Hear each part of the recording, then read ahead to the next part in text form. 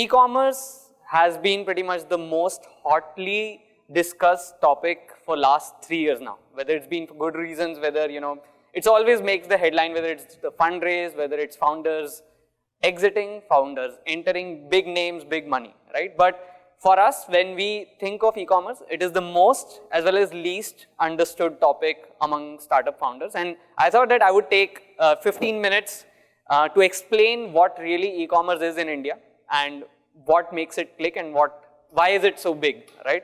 So, been in this industry for around 3 years.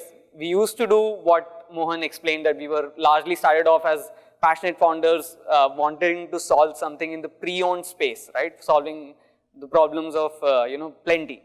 Then we, quickly realized that the most of the funding which was coming in e-commerce in India was largely drawing parallels between India and other countries. Like, people would think India would become next China.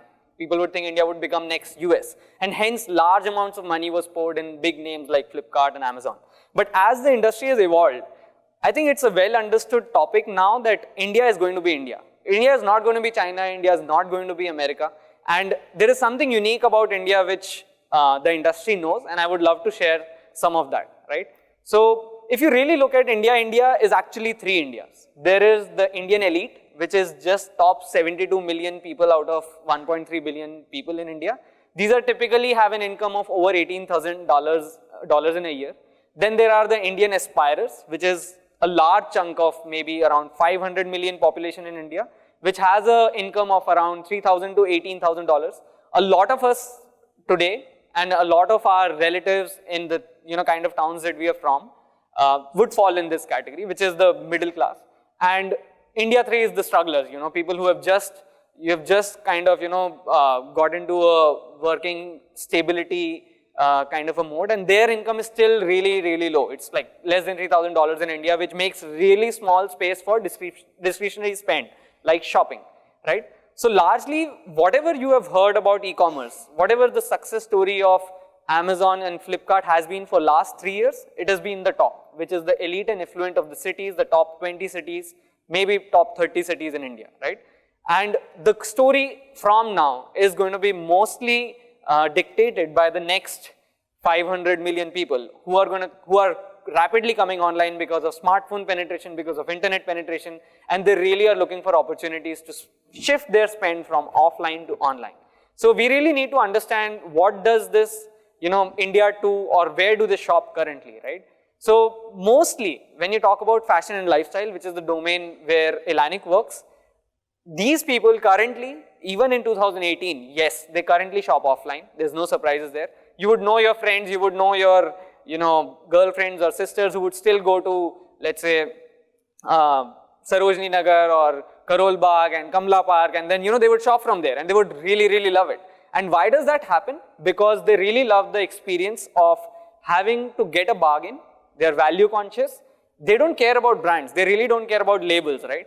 And they mostly care about what they get for the money they spend. And this is the real India. This is not China. This is not America. This is the real India where we value the money, each and every rupee that we spend.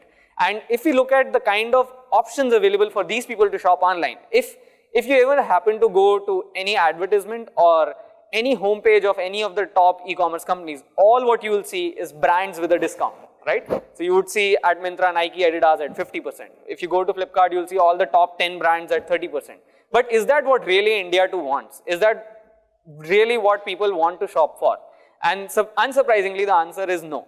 Surprisingly, and something which we have discovered through our platform, the shopkeeper or the small seller in this entire equation, the person who makes the sale is the biggest and the most important element in moving this transaction online. So try to imagine the last time you purchased something from a small shop, you would really be intrigued the kind of value add that person had, right? You walked in a shop, that person showed you 10 items from 50 which were in stock.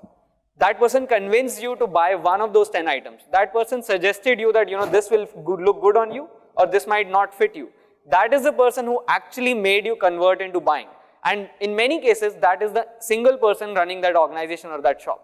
That's not a big company or a big brand which has an operation for maybe thousands of people, has 10 factories, or maybe a distribution network as large as what, let's say, Aditya Birla has today.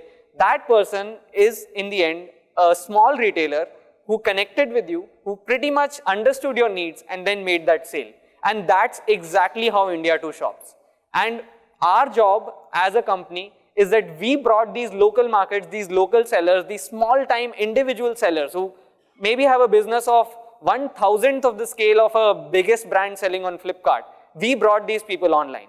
And how we did that? We built something which is extremely relevant for them. We built a C2C marketplace which was designed for these small sellers. So we empowered the home sellers, the women who sell out of their homes.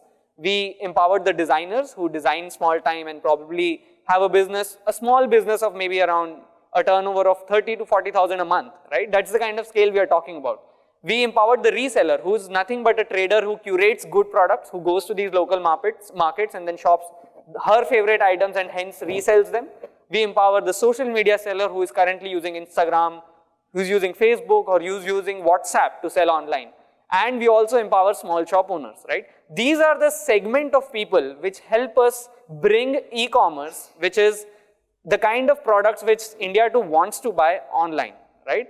And in order to do that, our product is extremely, extremely important. We again reimagined the entire product from scratch, right? So when you're building for the seller, the way you think is very different from when you're building for the buyer, right? So when Flipkart or Myntra build for the buyer, they think about, you know, a very AI or ML driven recommendation engine. They talk about, you know, curating really well. They talk about introducing international brands. They talk about personalizing your experience. They talk about very, very relaxed 30-day, 50-day return policies, try and buy at home and things like that, right?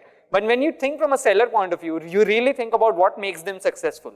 And what makes a small seller successful is what defines our product.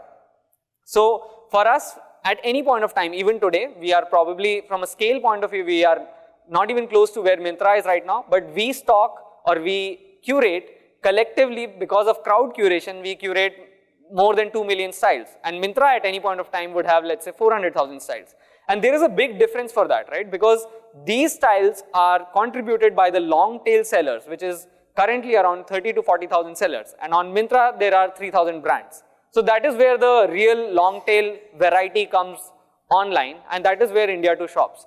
And but the bigger problem with that is that, you know, once you have so much variety, how do people shop? You know, how do you discover so much among so much clutter or among so much variety? There is no way that you can browse by brands. The listing quality will not be great, that you can have very rich filters, but then how do you do it? So we again, you know, kind of brought the offline behavior that the seller is the curator, and we brought the same thing online, that we built a product around social discovery. So it's very close and very similar to an Instagram, where, you know, you people have profiles, there are groups, people create their own curations and looks, and buyers love to browse through that as compared to a Myntra, where, let's say, everything is categorized perfectly by brand, by price point, by discount range, and henceforth, right? For the buyer, again, one more point which if you notice is that the buyer loves to bargain, right? The buyer loves the fact that the price is flexible and they can get a deal, and that's what makes them convert. So we, you know, kind of moved away from the conventional wisdom that, you know, keep the seller and buyer separate. Don't let them talk, otherwise they will move out of your marketplace and they will transact and you won't earn anything out of it. We built a custom chat within our product where actually seller and buyer talk before purchasing, and then the expectations are set. And this is the exact thing which, you know, converts a buyer in Elastic. So a typical example would be, you know, as a buyer, I would go to a page and then I like something and then I send a message to the seller, hey, I really want to buy this, but I don't think 400 is a good deal for this. I'm willing to pay 200 rupees or 300 rupees. And then seller comes back saying, okay, I can give you at 350 rupees. And not just that, the seller has an option within this chat window to now pitch, upsell, cross-sell other products from their store, which a typical local shop owner does, right? So in the end, what happens is the buyer ends up buying much more than what they wanted to spend for that product, because that buyer is now buying 2 or 3 items, right? And that's really good for us as a business.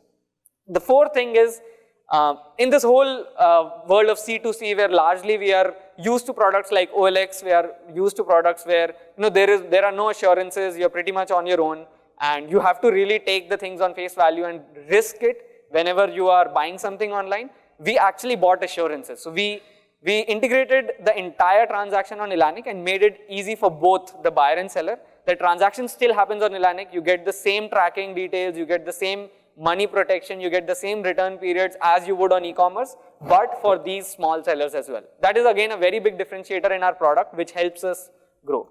Now, how has it fared out for us? So we pivoted to this model around a year and a half ago.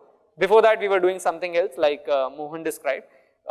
This has been great. It's been like a turning point for us where we realized that this is the product which the small buyers were waiting for. So if you look at the engagement on our platform, it is much higher than any other e-commerce platform. So right now, our overall engagement is around 16 to 20%, right? A typical e-commerce platform will have this in single digits. In terms of the seller and buyer, both are spending a lot of time on the app because it's not just for purchase. They are actually building social connections, they are chatting, they are curating, and then they are doing much more activities on the app, which eventually will lead to the purchase. And all of this has helped us scale, and all of this has helped us to increase our conversions, which is people who install and people who end up purchasing, to even more than industry standard. So people who follow e-commerce, they would know that generally conversions are single digit. We very recently touched a double-digit conversion for the first time, that 10% of all our installs led to someone transacting on the platform. And this is again driven by the uniqueness of the platform in terms of the kind of SKUs we stock, the kind of buyers that we have. So something which is very surprising for a lot of investors that we meet, as well as a lot of people we meet, is that even though we are based out of Bangalore, we are mostly doing something which is slightly, more technical in nature, but our customers are actually beyond the top 50 cities in India. In fact, top 50 cities just make up for around 15% of our business. It's really beyond those cities, which is the tier 2, tier 3 towns, which is where our business comes from, both from the sell side as well as buy side. Now, what is next for us? I think we have scaled a lot. We have found a product market fit, and now we are ready to build next set of tools for our sellers. So we really want to mimic the behavior where a seller actually what that seller does offline, which includes marketing their shop by, you might notice that, in front of a shop, there's always someone calling you out in, right? That, why don't you check out my collection, or why don't you come in, ma'am, I'll show you something. Those are the kind of features which can be productized on our app, and we are building that. We also want to go towards really building something which is pertinent for our crowd, which is more than, go beyond the English speaking and go beyond the, the people who can only transact in English. So we want to vernacularize especially our chat, because a lot of our transactions happen on chat. We also want to make the selling process extremely easy, although it is one of the easiest processes right now where you don't need any documentation, where you don't need any permissions. You can just, even any one of us in this room can start selling within next 10 minutes. But we want to make it even better by using image recognition for tagging, by using past behavior of the seller to understand what the seller wants to sell and then make it even faster to reduce their time and effort into building an online shop. In terms of the next milestones, we really want to scale to the real sellers of India. Right now we are, as you saw, we are close to around 30,000 active sellers. We want to really reach around 2 lakh active sellers, which is the real scale of this segment of sellers, and because of which we'll be able to have a stock of more than 10 million SKUs on the platform. But having said all of that, people might think that, this can't be a profitable business because e-commerce is not profitable. But the fact is that even at this low scale, we are operationally positive. In terms of the spend we do in marketing, that is fairly sustainable. Our consumer acquisition costs, our lifetime values of the buyers we acquire, all of those add up in an equation that by 2021, we will become profitable at a company level at a significant scale as well, right?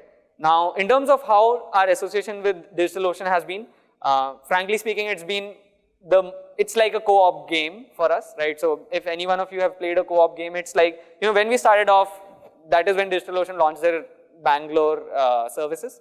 Earlier it was just, droplets, and, it was very cheap for us. So the reason for us to start with DigitalOcean was primarily because, I remember one of our student interns actually interning with us told us that, there's something like DigitalOcean which is very predictable pricing. It's not like AWS that you have to, think about the pricing so much. Let's just get started. It's just $5 a month, right? And we actually, at that point of time, had exhausted our startup credits from AWS. So we just tried it out. And since then, we have been with DigitalOcean. Every time we have hit a bottleneck in terms of infrastructure, luckily for us, coincidentally, DigitalOcean product roadmap has helped us. So by the time we actually hit real scale, DigitalOcean just launched load balancers. By the time we actually hit storage issues, DigitalOcean just launched private networking with block storage. And now since we are looking at, kind of scaling and orchestrating on and on, now DigitalOcean is coming up with Kubernetes. So it's kind of very lucky for us how DigitalOcean's product roadmap is mapping with our needs. And their timely product updates have helped us grow with a very, very small team. So I'm proud to say that our dev team is still just 2 people. We don't have any DevOps. We don't have a lot of people. In fact, this is the first time that we have started to hire now. So a shout out for that. Anyone who's interested to work with us, please reach out. Whether you're a backend developer or a front-end developer, we have positions open for both. That's it. Thanks a lot.